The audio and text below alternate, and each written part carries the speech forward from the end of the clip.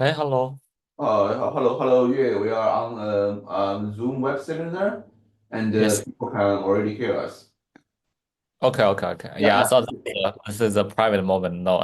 No, no, it's not. So it's like because we don't know how many people will come, so we put a webinar. Okay. Um, yeah. So today is a public holiday in Singapore, so I don't know exactly how many people will come, and Yeah. usually people will be like 5 minutes late. Sure, of course. Yeah, I think it's too close to the New Year celebration, and I don't even know that until people tell me. So people they may complain like, why are we doing this on the almost the holidays? But it's okay. Like I think there should be some people coming anyway. Yeah. No, thank you so much. And how is everything going? Are you in California now? Right. Yeah. Just I think everything's good.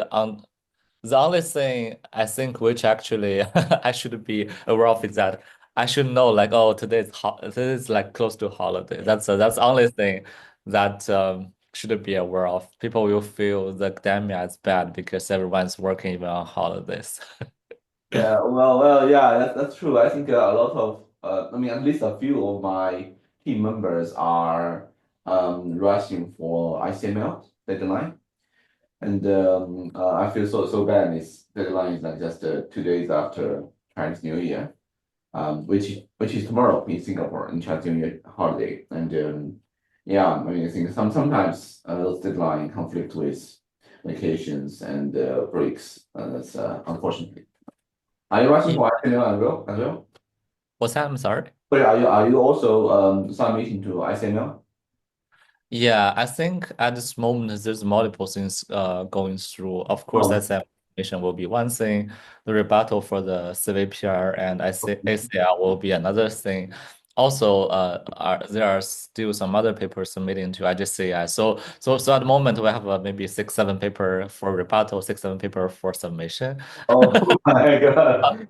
But also not like I'm just only maybe two or three or in total there's maybe four or five paper belong to my group and some other are just collaborations. So but overall still quite a lot of work during the so-called holidays. But there's no holidays here. I thought there's a holiday for California, but no, it's not even a public holiday. It's everyone will be on the busy schedule. Especially Wednesday is a typical faculty meeting day for us. Uh, Oh, so we will be working anyway. so you have a weekly faculty meeting in Yeah, USC. we have roughly like a bi-weekly meetings. Yeah, but it's not exactly like every 2 weeks or every uh so roughly every 2 weeks. Yeah, but Okay. it's a nice time for free food. Oh, I see. Yeah, that Uh, also a chance to for people to talk to each other.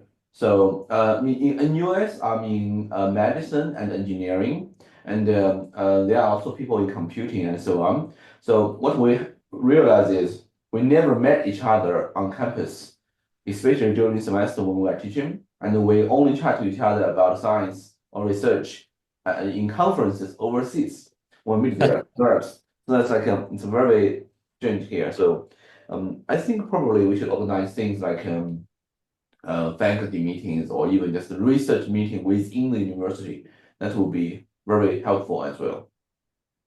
Yeah, I think, yeah, I mean, at most 20, at most, I think for each of this faculty meeting, 50% of the faculty actually attend. Oh, So, so not everyone is coming, but it's okay because especially for the younger people, I think we enjoy this moment more to social, I see. um, I see. especially for free food. Okay. So how about the students? How do you guys encourage students from different groups talk to each other and collaborate with each other? I think for my group, we have a relatively large size. Big, for example, we receive many of the people applying to be something so-called research assistant all the time. So Yeah. on my side, I intend to just like let most of the reasonable people in and or students will propose new projects and this post is actually in my lab Slack so that people can say what's going on and they can join. So Oh, I my see. Mm. my personal way is that it's not the projects we're doing now is not from myself. It's from the it's like it's pretty self-contained that Oh, people post by themselves and they can even invite their friends. Some of them even invite their girlfriends or boyfriends to to work with oh, them. the same thing happened in my group for one or two projects. Yeah. I think it's not bad because if they can identify the reliable collaborators, it's better than, just relying on myself to identify the collaborations. Oh, I see, I see. So it's like if it's a project initiated by your students, you give them freedom to invite people from outside to join the project. Is that true? Oh, well, so I think I like it. I like it. Yeah, that's a very good way. I think for most of my project, if there's always some like external people, so students will get the recommendation letters or whatever they need. I think yeah, it's better than just like few of us from the same group all the time. I tend to work more with the people externally. Yeah, especially you may have the same feeling that I don't think faculties are necessarily knowing more than students, especially PhD students nowadays, because we're working on too many different things, and yeah, it's hard to be the expert on anything at all. So I intend to invite people who may know better than me on many of the topics I'm not familiar with. Good, good. Yeah, I'm also curious. Are you still coding?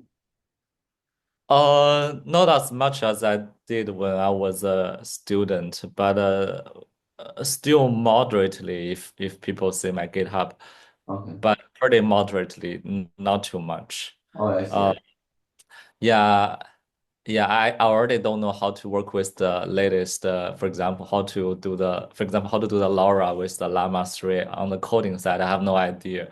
No, this is all depends on students. I see. I see. Yeah. Great. I think we have like 36 people now.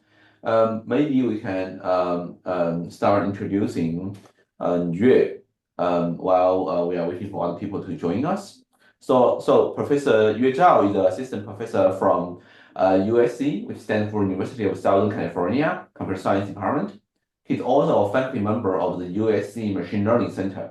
He leads the Fortis Lab, which is the foundation of a robust trustworthy intelligent system lab, where his research addressed three level of problems: ensure the robustness and trustworthy AI principles, applying structured and generative AI method for scientific and societal applications, developing scalable open source AI system.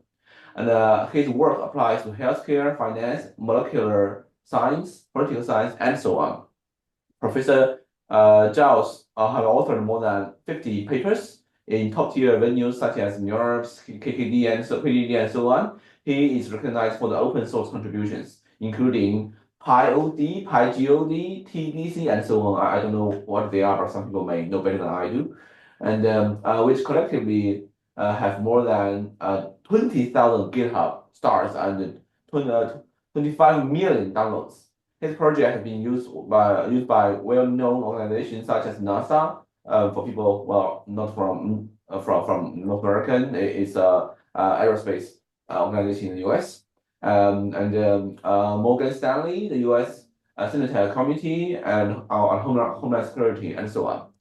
And he also received many awards, including the Google Cloud Research Innovator, Meta AI for AI Research Award, and the CMU Presidential Fellowship.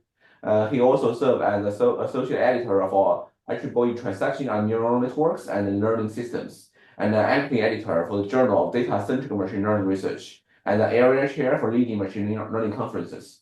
Now I will pass the time to Yue for his talk. Yeah, thank you so much. Yeah, first of all, thanks, Professor Liu, for the introduction. I realized I need to further reduce the length of my bio. It's becoming a torture for many of the people. I just shared my screen and I think I will start. Um, I'm not sure whether you can see my screen now. Maybe not or no. Yes. or the wrong page? Yes, but it's not the presentation. Um, Yeah, yeah. Give me 1 second. yeah. Let So me. also people, there is a Q&A tab which is enabled. You can, if you have a question, you can either put a question in the Q&A, or you can raise your hand, or you can ask at the end of the presentation. Just raise your hand. I will open your mic. Yeah, thank you. Okay, perfect. Yeah, I think I will start now. So first of all, thanks again for having this chance to talk. Nowadays, like people are trapped for writing proposals and papers, have a fewer time or less time on, you know, giving talks, but it's still an important part of the research. Today I'm going to talk about something called a robust AI. It's a big topic, but today I'm just going to focus on some like subtopics. Without further ado, I will just start doing this. So first of all, what's robustness in AI?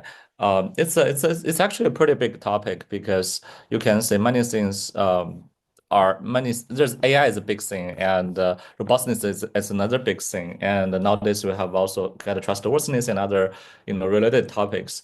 But in general, what we are referring to robust AI will be given you have a lot of like known data sets or training data sets, you train some machine learning model. However, your real world applications can be quite different. What I mean is that, for example, your training data is on this known things. However, when you're actually making the prediction, making the inference, your data can have the noise. Your data can be adversary, or there'll be some unseen data. So in general, the AI robustness just mean what if your data, your real world data, are different from the data you train your machine learning model? How to handle this unseen or challenging inputs data distribution shift? So examples can be very straightforward. For example, your machine learning model is trained on the sunny days images. However, your test data is actually on a day with heavy fog.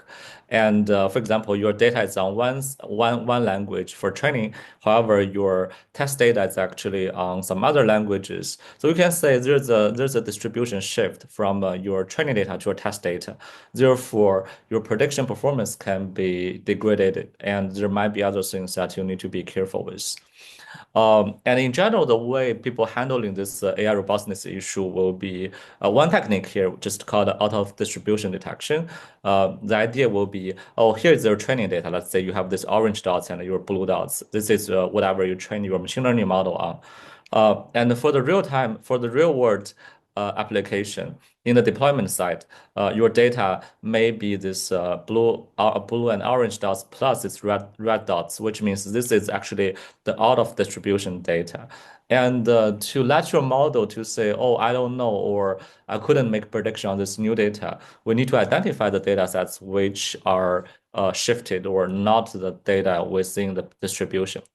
So why does matter? Because thinking this way, for the large models, it can sometimes give you some so-called hallucination results. For example, if you're asking something the large model doesn't know, he may just make something up. So this is a one type of the thing as a result of the potentially of the out of knowledge or out of the distribution, because the question you are asking is out of the distribution, which is the model trained. So that's why we want to identify this through the out of distribution detection. Another related topic is called outlier detection, which is called OD. The out of distribution detection is OD detection. Slightly different from the out of distribution detection. Outlier detection aims to identify the so-called outliers from the normal samples. So, for example, in the traffic data, the accidents can be the outliers because it doesn't happen as much as a normal traffic. In the high energy physics, there might be the phenomena which can be captured or identified by the anomaly detection technique, because this can be the new phenomena which you haven't seen before. Also, for the brain anomalies, if you have a lot of images and you can identify the ones which are different or rare because they might be the patients who have a different, MRI images from the general population. So you can say there's a lot of interesting outlier detection and out of distribution detection applications. And also, Actually, anomaly detection is concerning a lot of different, modalities or data modalities, including this tabular data we mentioned. This can be also used for time series, which means you identify the spike of the data or the drop of the data, and this can also be the graph data because outliers or out of distributions happen everywhere, like social networks, like a financial network. This can be the financial fraud. So there's a lot of like different use cases, and nowadays we're focusing more on this multimodality out of distribution or outlier detection. Oh, this slide itself was one talk I gave at Europe, so that's why you still see a date and a place here because that's a paper we're referring people to look at. But it's still nowadays you can search it online. It's called multi-OOD as a first benchmark on the multimodal OOD detection framework, and we have more works on this. Anyway, I think outlier detection out of distribution is important in robust AI because you can say we need to identify the distribution shift or the data changes. But there's many challenges within the out of distribution detection or the outlier detection. So that will be the focus of this talk. So there's multiple things. First of all, we always need more data. So the data availability is the one big thing in out of distribution. Thinking this way, for example, for example, if you use the outlier detection for fraud detection, like credit card fraud, and you may not have necessarily all the data as a past fraud. There's usually only a small set of data which are marked as fraudulent. So that's why you always need more data for training to train a strong model. And another challenge will be this so-called model automation challenge, which means there's a lot of models nowadays, and which one should I use will be a question. And then finally, even you have the great result of the detection, and you still want to say, oh, to explain why this one is different from the rest, and why this one can be anomaly or something to put more attention with. So there's a lot of like challenges, but I highlighted three of them, and we're going to address them in the later stage. And the outline of this talk will be, first of all, I will quickly give an overview of the work of the lab, mostly contributed to the students who have been doing this. And also then we're going to have a two quick zoom in into the technologies for this robust AI, saying how to automate the model selection of the outlier detection and OD detection. This including the latest Outlier paper, which just released a few days back. And another work is it's even under review, which means nowadays, like if you don't do large language models, you're out of the states or out of the scope. So we have some works which using the large language models as a way to enhance or improve the outlier detection, OOD detection. That'll be the next part. So for now, I will quickly talk about how we are focusing, what's our lab focus and how we are putting things together. So so-called we're putting focus on so-called principles, knowledge, and system, which means different levels. On the principle levels, this including this robustness and trustworthiness. Basically, we want to better understand how trustworthy the AI model is, how robust the AI model is. We're using the out of distribution. We use the OD. We use the other things with the trustworthy AI models, and you can check out some of them.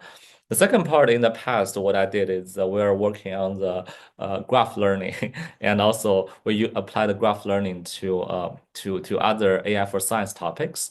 But actually, we are nowadays shifting or focus from the graph to more large model related. For example, in the past, we build things. The molecule look like a graph, right? It's because there's a bond, there's other things. However, nowadays we just build an agent to actually automate the drug discovery code, or we're just writing the large language models for political science, something like that. So you can say there's a shift of the research focus. And the final part will be the systems, which means we build machine learning systems to support different AI technologies. For example, starting from a few years back, 7, 8 years back, we already start building the CPU systems for this outlier detection. We did this for distributed CPUs. We built systems for healthcare, time series graph, and we also built for multi-GPU systems as well.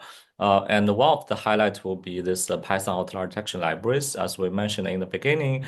by the intro, I mean, you can say has been widely downloaded, and it was a project even before my PhD starts. It's widely used by the industries. So overall, you can say we followed what or research generally follows from the principles like how robust or how trustworthy the model is to some specific knowledge discovery, saying, okay, using this in the bioinformatics or using this in other social science like political science. And finally, we have the system as a support. But of course, all this should be contributed should be attributed to the group members of the Outlier lab. And without further ado, I think we should jump to the technical part. So the first part is centered around something called a how to automate or how should we like doing the smart model selection without using any labels. I will talk about why this matters for the robust AI. So basically, you will see in the general machine learning, the best machine learning model varies by application. And even we have a lot of like outlier detection algorithms. We have a lot of like applications like rare disease detection, intrusion detection, higher energy physics cases, and you don't actually know which model should you use for specific applications. I see actually there's a question. Yeah, sure. It's not a question, it's your chat. Yeah, you will say there's a lot of models and there's a lot of different applications, and the question will be how to actually choose the best applications for your model. Choose the best models for your application. So it's not perfect one by one. If you do this machine learning evaluation, you will know there's multiple ways you can do this. So one idea will be you sample some machine learning models, and then you can actually, or you can do this by grid search or random search. You sample some machine learning models and evaluate them one by one. And you can also do smarter ways using Bayesian optimization. However, all these are not working well because for unsupervised machine learning, there's no labels for evaluation. It's actually the case for outlier detection because thinking this way, you don't have too many labels for fraud detection or rare disease detection. They're challenging because they're rare, so you don't have labels for this.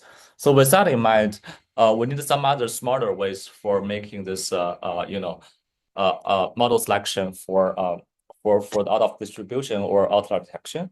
So in the technique we are proposing a few years back is using something called meta learning. Sorry, my standing desk is just like moving up, so you may say this is pretty weird.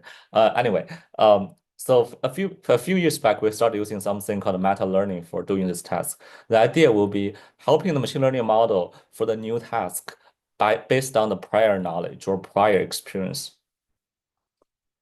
The idea is pretty straightforward. That will be the following. So let's say, for example, if you want to select a good machine learning model for your wolf images, and you don't want to do any evaluation because of the limitations of the labels, how would you do that? So one way you can do potentially will be the following. So in the past, you have a lot of like dog images as we're showing here. You have all the information as you want. You have all the data labels. And so that you can evaluate how your model performance based on the labels for the dog images. And you realize, okay, I already know what's the best model for the dog images, and my wolf images can be very similar to the dog images by nature, right? Like they belong to the same family. They potentially, many years back, they have the same ancestor. So with that in mind, you can potentially use the same best model from dogs to the wolves because of their similarity. So this is potentially the philosophy for the meta learning. Of course, it's an overloaded term, but in general, transfer the best machine learning models from one to another one. So that will be the rough idea for the meta learning, transfer learning, etc. So we think, okay, maybe we can use the meta learning to help the new task by transferring the best model from the prior task. So that will be the core philosophy here using the meta learning. But of course, you don't want to transfer the models from the dissimilar, data, right? For example, if you transfer the fish images, best model from the fish images to the wolf images, it wouldn't do well because they're so different by nature.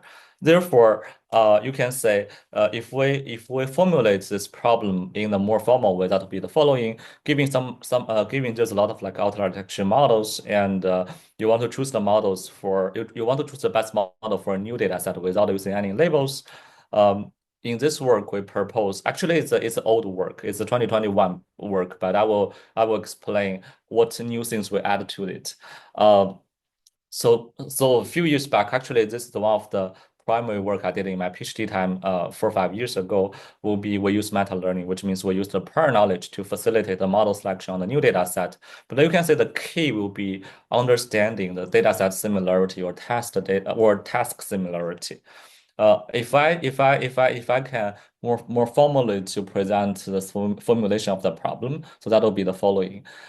Given you have a lot of like historical training data sets as we're showing here from 1 to n, you have a lot of models from 1 to m. These are all given. These are predefined. Then what you can do is that you can pre-compute this so-called performance matrix, which means you can pair your n data sets with the m models for evaluation. So you have this performance matrix is P, which is n by m columns. And each of the entry here just refer to one data set's performance on one models. So this just mean model one's performance on the second data set. So this is all given for as a training data set. And what happens for the model selection will be for a new data set, X test without any labels. And what you can do will be, okay, you want to identify what's the best model here. Maybe it's M1 or M2 or MM. We don't know. But what you want to do is that you want to use the transfer learning or meta learning here to transfer the best model from the similar data sets to your new data sets so that you can say, okay, potentially the M1 will be the best data sets or something like that. So that's a problem. And if we reformulate the problem slightly, so that will look like the following. You are giving the data sets in the past. You're giving the machine learning models to choose from. And this is historical performance matrices, which means this is all known. And for the new data set, you want to select from the model set, and you will say, oh, I want to transfer from this historical performance so that you say, okay, the key will be understanding the data set similarity between the new data sets I want to find a model with the historical data sets from 1 to n. And the key will be the similarities by performance. How to do that? If we're lucky, or by nature, if we can represent each of the data sets in the past and the new data sets as a vector, let's say D1 to Dn, and this is X test, then you can simply doing whatever you want for measuring the similarity. You can use the Euclidean distance or cosine similarity, whatever you can do. If you have this unified embeddings with regarding to the performance. However, this is not given yet. We're going to show you how to generate this, but there's multiple ways you can generate this embeddings to represent your data sets with regarding to the performance. For example, in this paper, we're going to show you some very simple ways called matrix factorization, but we have a work on using the neural network for doing this, and even more recent, we use large language models for doing this. You will see how the things are going to be iterated, but now we're going to present the first version before we jump to the details. Yue, can I have a question? When you say Yes, yes. model selection, you mean the model hyperparameters or including the weights? Right. So in this work, we are thinking the model, the algorithm plus the definition of the model equals to algorithms plus the hyperparameter. For example, because many of the algorithms here are pretty classical, which means they're not even neural networks. So the definition here can be, for example, one of the algorithms called isolation forest. It's a decision tree based algorithm. We're using the number of the trees for example, from 10 trees to 100 trees paired with isolation forest as 10 different models, like isolation forest 10, isolation forest 20, isolation forest 30. Each of them considered as a different model. Um, we don't actually consider the model weights because actually there's no neural network here by that time. But of course, for the later work we are doing the hyperparameter tuning, but usually we don't consider the model weights or the convergence of the model as a changing factor. Like we only select, for example, we do the hyperparameter tunings, but we don't do too much on saying, okay, this model is fully trained or not. That's not in the scope of the selection. Okay. I will keep moving on. If you still remember, the key here will be identifying the similarity data sets and the keys to generating the unified embeddings for different data sets. The simple ways we used a few years back is using something called a metric factorization. I don't even know how many people know this nowadays because, the more the machine learning no longer touch this anymore. Uh, everyone, because I'm teaching a deep learning course this semester, I think many of the people only know ChatGPT and or the deep model. I mean, it's a deep learning course, so people still ask me something. The latest question people ask is around like DeepSeek, but I rarely believe people will ask me anything around, for example, statistical machine learning or even metric factorization or etc. But metric factorization here just mean, oh, you have this performance metrics in the past, which means you have the model performance on different historical data sets. What you can do would be you can do this low rank matrix factorization, which means you can decompose this large performance matrix into the dot product of the smaller matrices. In this case, we can say the performance matrix P can be decomposed into U times VT. The UT here just U here just mean dataset matrix. The interesting part is that you will say, okay, you have n data sets, you have n rows here, and similarly, for the model matrices, m columns correspond to the number of the models. So we intentionally call this dataset matrix and the model matrix because we consider each of the row here represent one data set as the embedding, and each column here represent one model as the embedding of the data. So that'll be something. Of course, it's not exactly saying this thing exactly represent one data set, but that's how we consider. I mean, given this model matrix, each row of the data set matrix can be the embeddings of each data set. So that'll be something we highlight here. So with that in mind, in the offline training stage for this algorithm, you can decompose your model performance matrix into the dot product of the dataset matrix and the model matrix. And what happens for the model selection stage will be very simple. The model matrix, you can simply transfer it from the past, which means you don't do anything, just freeze it and copy it over. If you have a magic, let's assume if I have a magic, I can simply getting the test data embeddings. Just giving have the magic. So I can simply do the convert. I can do the revert process, which means I can simply reverse and predict the performance of the different models on the new data set, which means I can say, oh, the p test hat equal to the dot product of the u test of at. You will say it's just the reverse process of this decomposition. So you can predict the best model and you get a performance. So it's actually the simple metric factorization in this way and then coming back. However, I don't have a magic, right? Because because we're machine learning researchers, engineers, we still need to use the machine learning way to get a test embedding so that we can make this entire framework work.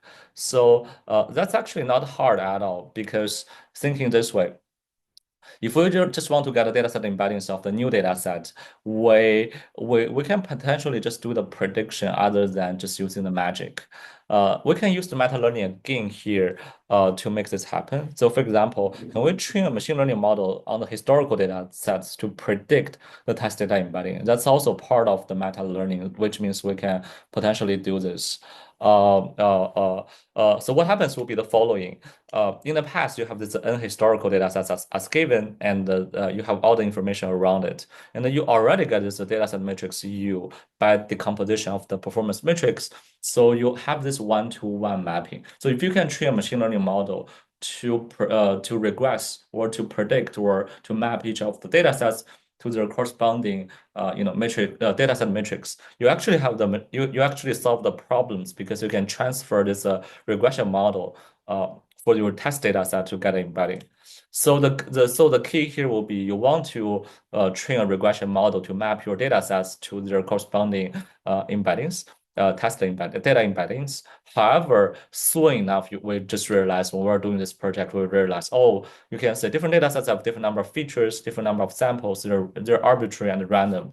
So it's not an easy mapping. For example, one data sets have a lot of like the feature space don't even belong to the same, or they have a different feature space. So it's not immediately available for training this regression model. So what happens will be we need a way to unify or standardize the input of the regression models. So in this work a few years back, I'm going to show you the iteration how we're changing this later.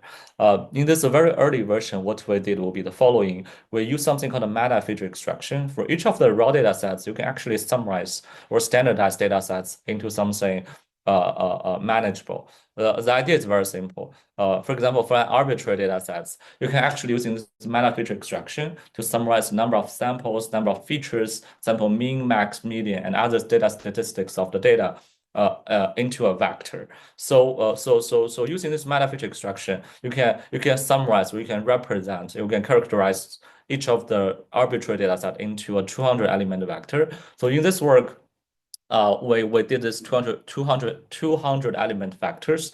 So 128 features are so-called statistical features, just like a mean, max, median, etc. And there's the other 72 features which are outlier detection related characteristic, which means you can also try to better capture its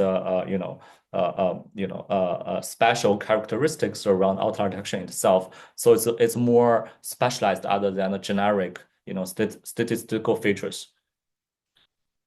But in any way, after this step, each of the arbitrary data set can be represented as a 200 element vector. We no longer have the issue. We no longer have the issue for representing data sets. So what happens will be the following as a final framework. You have these arbitrary data sets from 1 to n. Each of them you go through the meta feature extraction so that you have the standardized format. You train a regression model to map to the corresponding dataset matrix. And for the online model selection stage, what happens will be you input your raw data sets into this meta feature extraction. You get a 200 element vector. You put into the regression model, which is already trained, so that you can predict what's the corresponding testing embeddings for this new data set. And this is one last missing piece is actually complete in the whole framework, which means in the training you do the model, you do the performance matrix decomposition, and for the test stage you copy over the model matrix, and you're using this uh, embedding prediction by the regression model F. And finally, you just do the reverse process to predict what's the corresponding model performance on the new data set. So the problem is actually solved with this in mind. It's a pretty straightforward and simple framework. And some of you guys may already realize this is a type of recommender system, right? Because if you recall that for the recommender system, there's something called collaborative filtering. What they're doing that decomposing the performance matrix and doing something similar. Indeed, it's the case because recommending a machine learning model is equivalent to recommending movies to general users. So that's why in the very early stage we use this recommender system based approach for doing this. However, there's a lot of moving parts in this design. For example, this meta feature extraction for data sets is handcrafted, it's heuristic, and for example, I don't know which statistical features should I use, and there's a lot of design choices I can make for meta features. Um, so this is something new which is presented in the Outlier 2025. The paper, I don't think the paper is released yet. We only have an archive version. But if you search the name, you will see the details. But the major difference in this new paper is that we better leverage so-called large language model generated data features to summarize the data sets. For example, in the past, we use meta features to summarize the data sets, right? Like you have this 200 element vectors. However, each of the data sets, we can actually give them a summary or the description using the large models instead. For the CFR10, you can, this is a very simple abstract version, but actually it's more complex than this. But overall, it's that flavor. Saying for the CFR10, you just describe it. It includes what type of the objects and what's the size of the image. Sorry, it's not image now. It's the CFR10. And after that, you just feed into the large language models to generate corresponding language embeddings.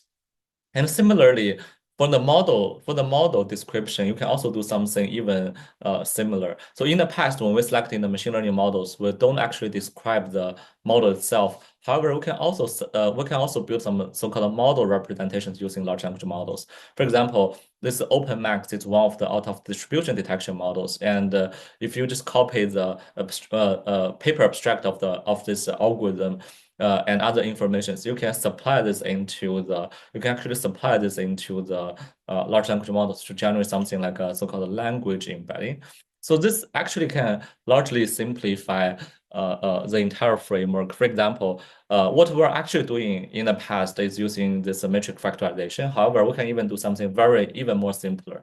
You have your historical data sets, you have your machine learning models. Indeed, actually, you're just mapping the performance of the dataset one plus model one to this first matrix or something like that.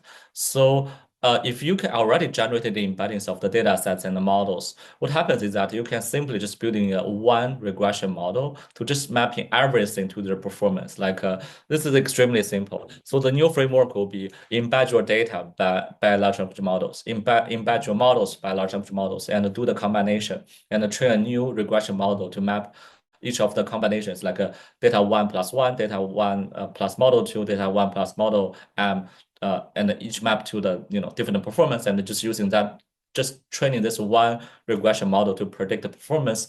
So when you have the new data set, what happens will be you just like actually get the embeddings of the data set, getting the embeddings from the model one, which is a pre-calculated, and just making a prediction saying, oh, what's the corresponding performance and choosing the best.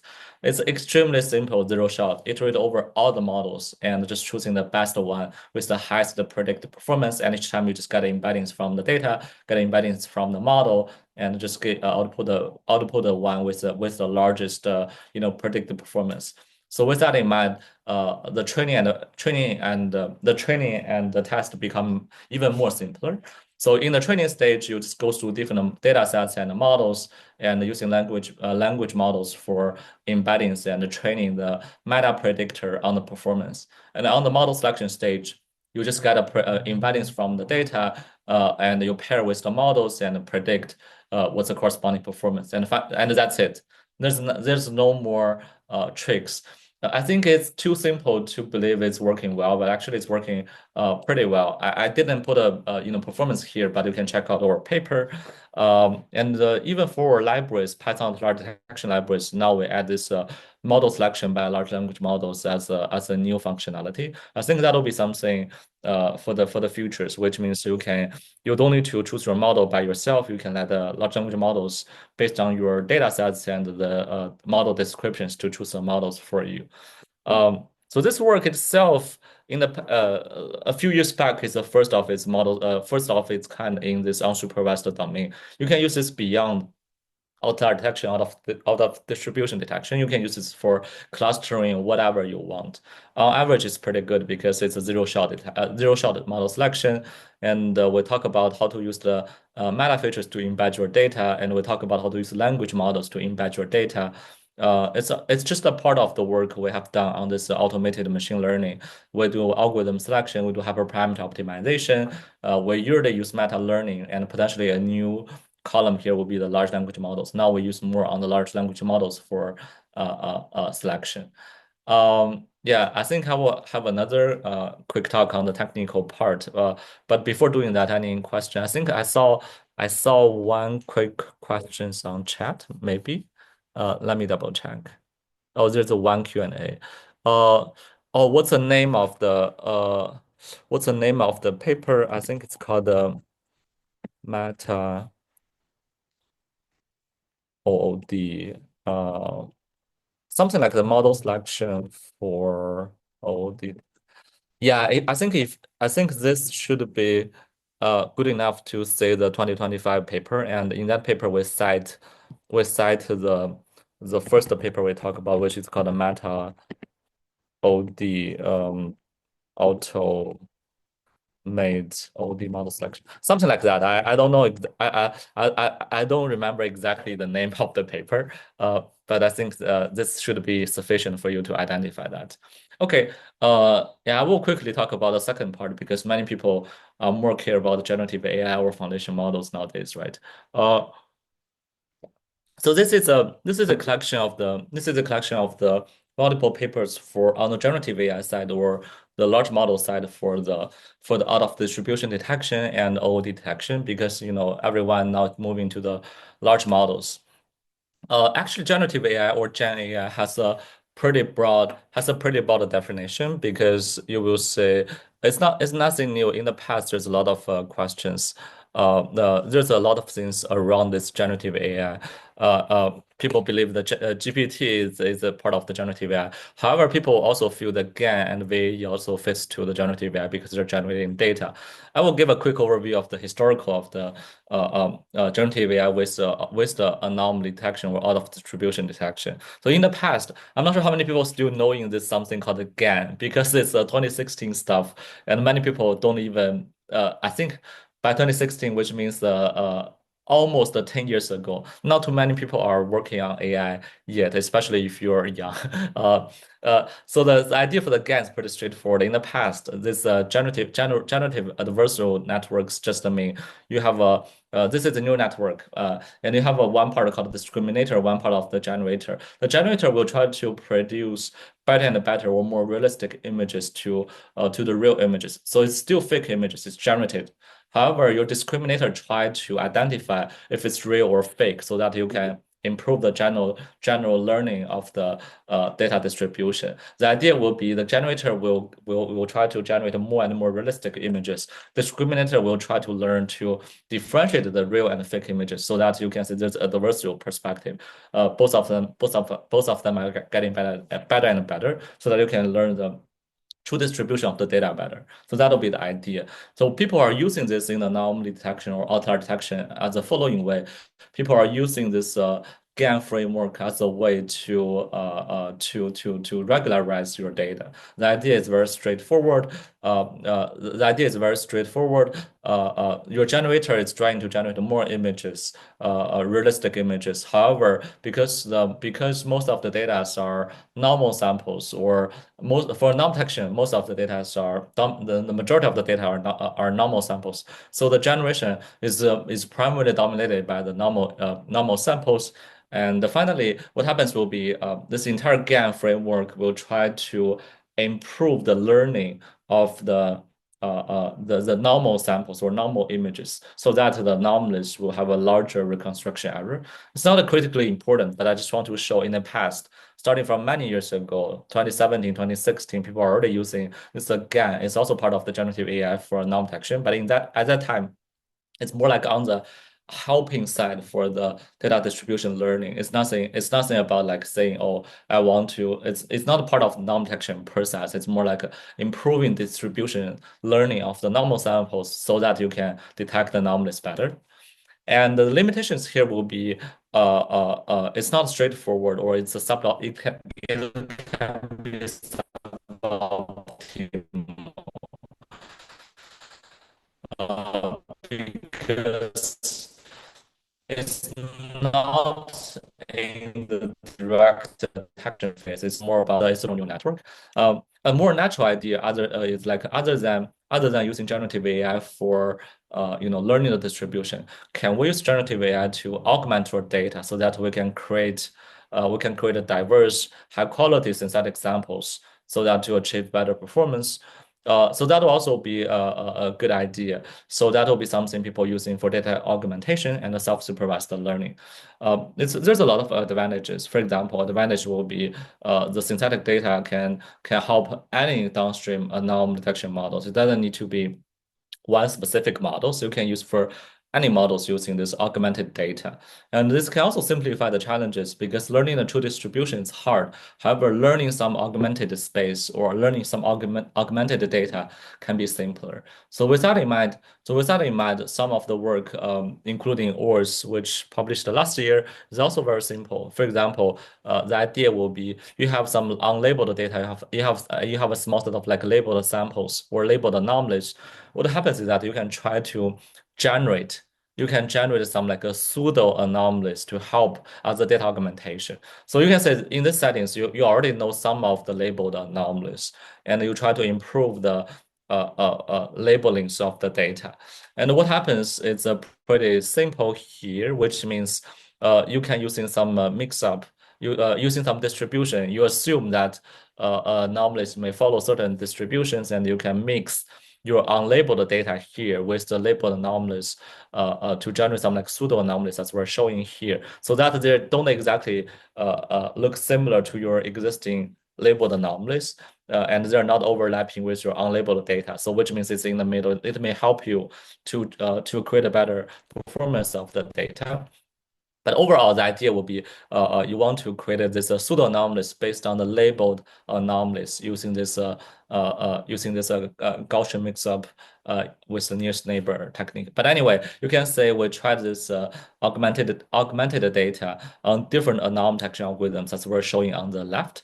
You will see the performance most of the time is improved or having the top one or top two performance in general. Anyway, this is more like philosophical. It's not even touching the things we try to actually cover. But I will fly this through because this will take too much time to finish. You can check out later maybe for the slides. We also did something using self-supervised learning. It's a bit more theoretical, but what we really try to talk about is that nowadays how are we using the foundation models for outlier detection, anomaly detection, out of distribution detection. The idea will be the following. You can say the large models, they already have a lot of knowledge, right? Like they almost read all the data on the internet. And maybe they're already good enough to identify the anomalies for out of distribution samples. So with that in mind, why don't we directly use the large models for detection, for data augmentation, or for model selection? So if we can do this, we don't need to train any models anymore. That will be the goal. So in this paper, we really want to understand what's the limits, what's the capacity of the current large models for doing this type of the tasks, and and but when we try to do this, we realize there will be some limitations. So one limitation is that we don't have a data sets for doing this because for the large models, it's usually operating on the text or language space. So we'd better build some data sets first. So the first paper we built on this stream is that we first build a benchmark to create a data sets for NLP anomaly detection. So we build 8 different data sets. Actually, more is coming. We tried different anomaly detection algorithms, classical anomaly detection algorithms on this to say what's the best. We will say there's no best algorithms, but this is the foundation for the next step, which means using the large language models for anomaly detection and out of distribution detection. So the idea will be the following. We do this ADLL anomaly detection. And the motivation in general will be the training of the existing large language models. Large models may already include the outlier detection related knowledge. So we want to know how powerful are large language models in solving this type of task. And maybe you can also borrow these ideas for your research. You may doing research on clustering, drug discovery, or whatever. You may wonder how strong the current large models can already do in different tasks. So that may give us a lot of insights. So we have this more like benchmark or a case study paper. So we designed this 3 tasks. The first task is the most straightforward one, which means, oh, can we directly using the large models here, for example, Llama, ChatGPT, GPT, or for detecting what's anomalies. So this is straightforward because you will say after the large models tell you which ones are the anomalies, you can also ask for the explanations from the large models. That will be one big features here. So what we design the problem will be the following. So giving a test data set with multiple samples as the text samples, each of them belong to normal or anomaly category. So we already have the data for this. We want to identify anomaly samples using the pre-trained large language model. So we don't actually train any models at all. We're using a Llama, we're using a GPT. So this is all. We're planning to add a DeepSeek. We already added DeepSeek as well because it's pretty cheap. Oh, I think the DeepSeek changed the landscape because the cost is extremely low. It's only 30%. It's only one out of I think the cost of the ChatGPT is sorry the cost for the GPT 4.0 is like 30 times of the DeepSeek. So we're already adding this as a new baseline for many of the research. It's extremely cheap.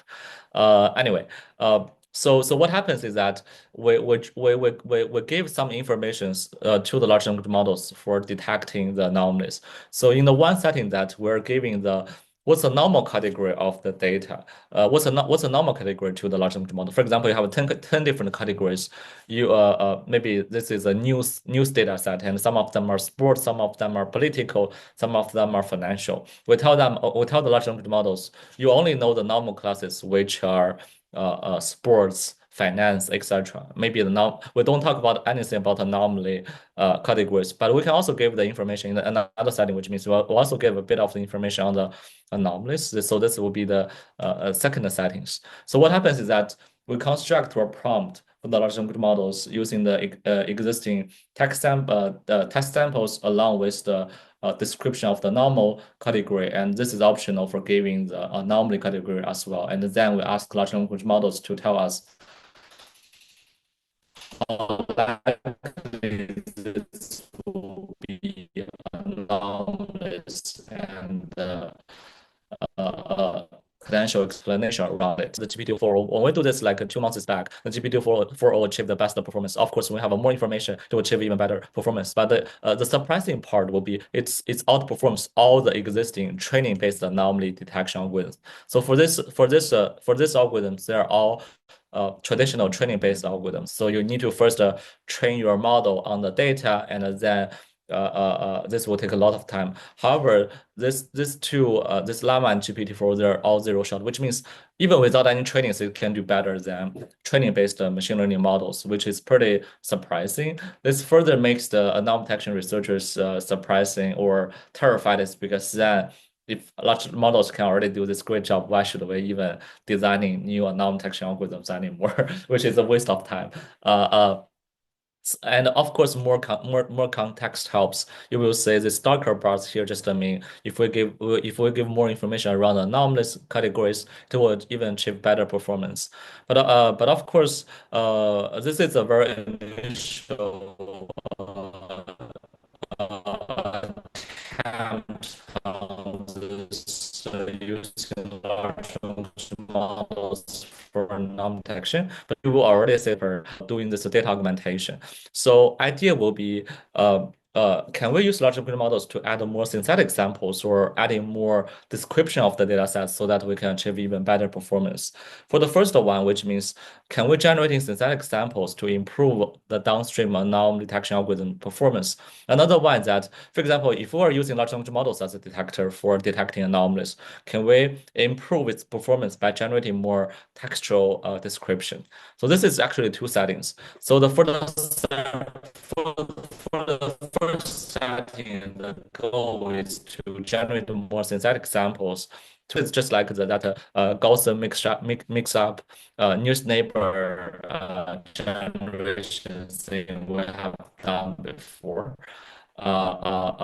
So with that in mind, we first want to generate synthetic samples. That will be multiple steps. The first step is that generating some keywords of the samples we want to generate, and then we can do some sample generation. So you will see the classical multi-step reasoning thing. Of course, you can improve this by tree of thoughts, graph of thoughts as you want. The key takeaway is that with these synthetic samples, the darker bars just mean with the synthetic samples generated by the large language models, you will see almost all the time the performance improves with these synthetic samples. But the generation which are different from the existing ones, but also at the same time they should be also making sense. So this is actually very similar to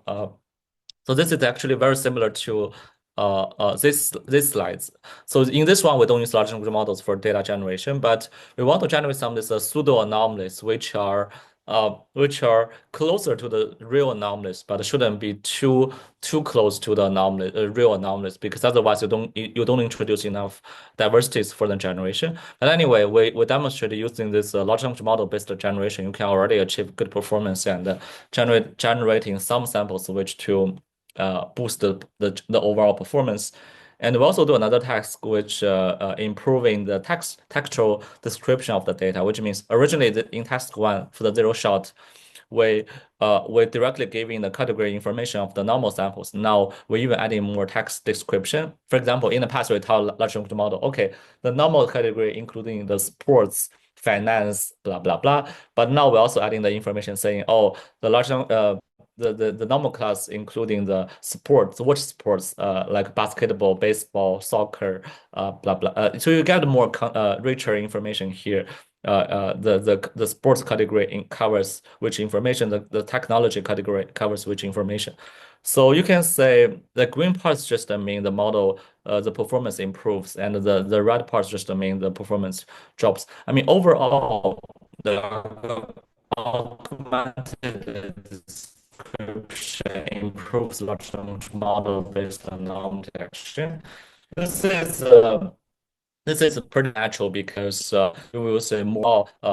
It's a good thing, and the future direction, including how can we generate more useful or representative description other than we can building this description based on the selective samples other than the generic description. For example, two generic information won't help that much for the large models anyway.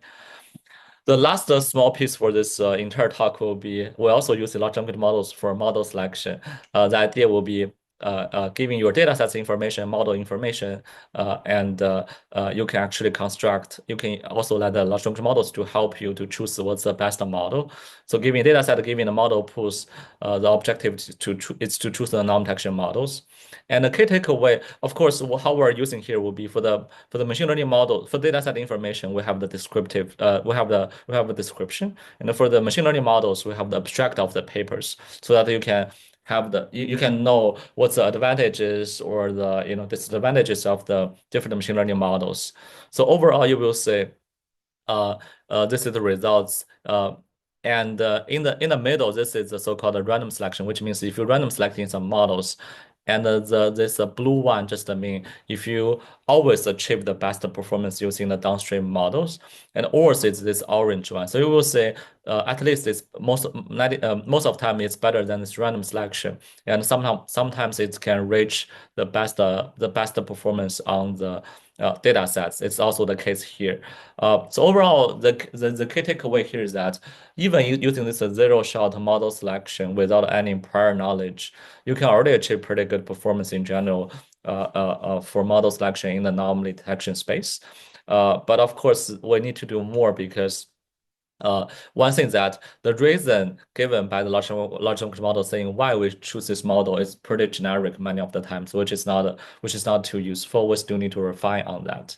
But overall, the summary of this benchmark, the latest benchmark using large language models for anomaly detection will be it can achieve a good performance on the zero-shot detection. It can the performance even improve with more additional context.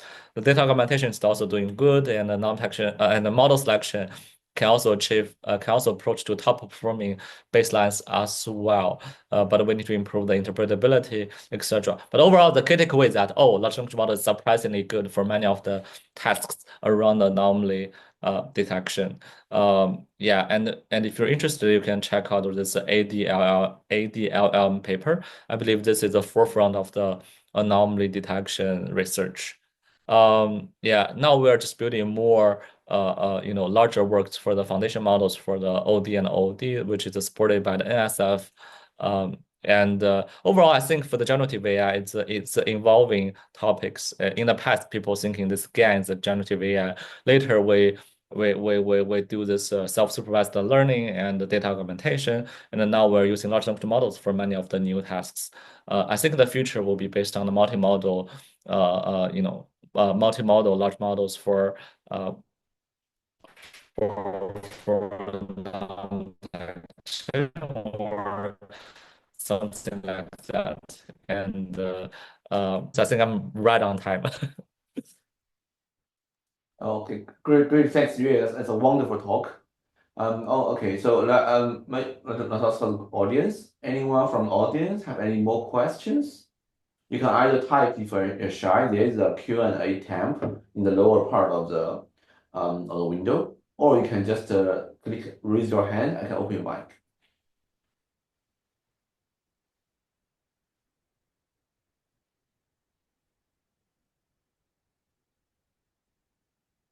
So And while abnormal data distribution, we can use to generate synthetic data. Yes. Is that by internet or yeah? And then train a model to determine why. Uh, Yeah, sorry, I think the question will be how can we use the augmentation or synthetic examples for augmentations?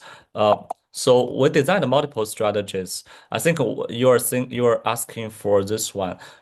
So first of all, the originally we're not detecting any anomalies. We're potentially just trying to generate more realistic anomalies to improving the actual detection of the anomalies. For example, you already know one anomaly may look like this, or that belongs to a specific category of the data.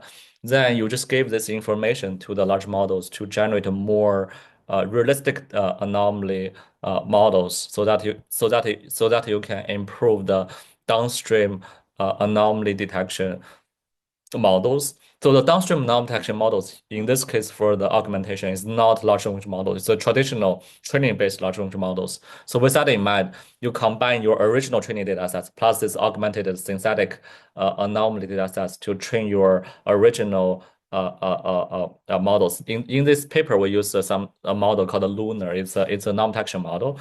So you will see the performance after using this synthetic anomaly data it'll be improved.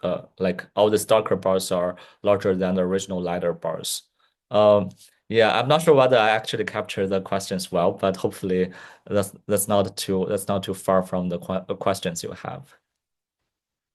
So actually, I have a question. In one of the figure, you show that your synthetic data is at the edge between normal and abnormal ones. How do you ensure it's just a little bit abnormal? I'm assuming something like this, or Yes, is it? yes, yeah. Yeah, I think this is the part I don't like the classical anomaly or data mining work too much because for example in this work we have some definition of the anomaly distribution or we're using a Gaussian distribution plus some k-nearest neighbor to try to identify or try to generate pseudo anomalies which are high confidence or high probability can be anomalous, but there's no guarantee at all. There's no theory to say this will be the true anomalous at all. It's just like, okay, it's more like to just if you do image, you will know there's mix up. We're just trying to mix up the normal samples and anomalies together to have a relatively high probability anomalies. That's it, but there's no guarantee. Okay, okay. Great, thank you. Um, any more questions from the audience? Let me see if anyone with hand or not. No. I think I saw one or two. After the emergence of the large language models, researchers are training on small models still valuable?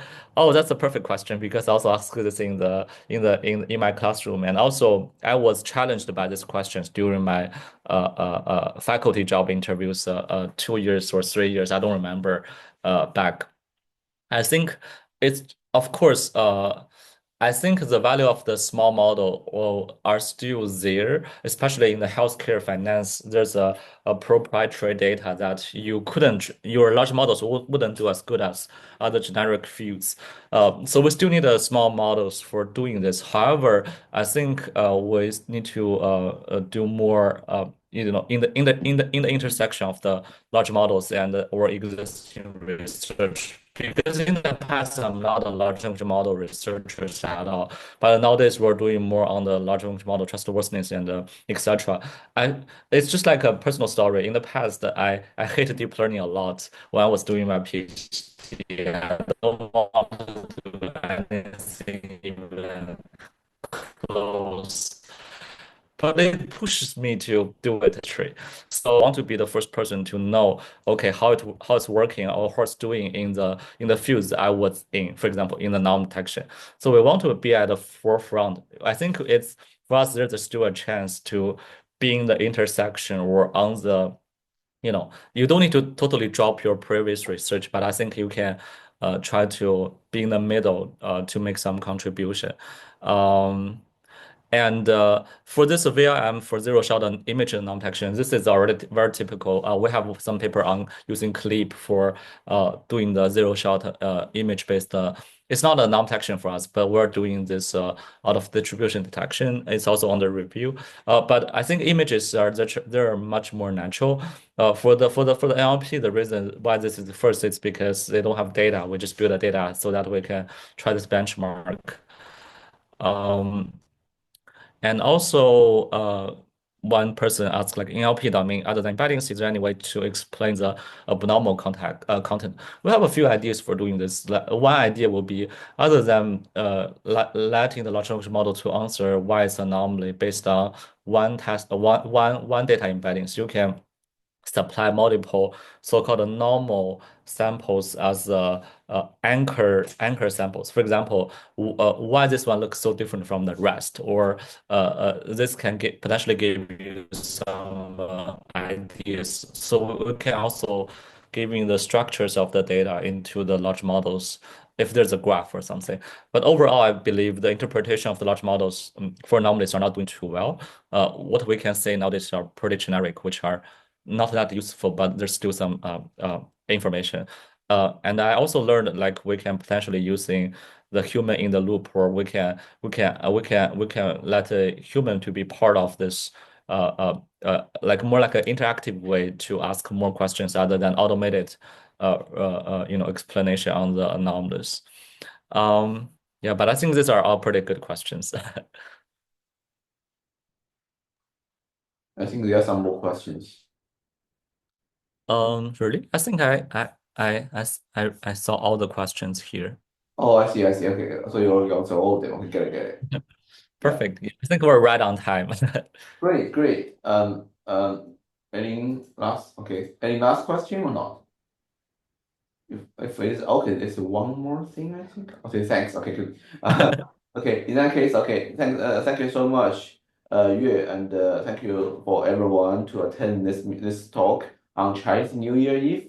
Thank you so much. Yeah, Thank you so much. Yeah, have a nice New Year. Take care. Bye. yeah, thank you. Bye bye.